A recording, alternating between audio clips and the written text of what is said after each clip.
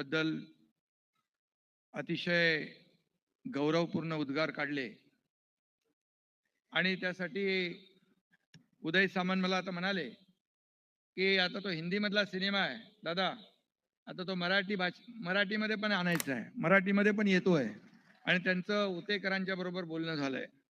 मी त्या दिवशी एकच म्हणजे राज्यपाल होते, मी होतो, अनेक लोक होते, पण सिनेमा खांडेकर साहेब जोरदार आहे. म्हणजे त्याच्यामध्ये देश धर्म पर मिटने वाला शेर शिवा का छावा था, महापराक्रमी परम प्रतापी एक ही शंभू राजा था, एक ही शंभू राजा था. आणि तो बघायला पाहिजे सगळ्यांनी. म्हणजे अंगावर काटे उभे राहतात. 98व्या अखिल भारतीय साहित्य संमेलनाच्या समारोप प्रसंगी उपस्थित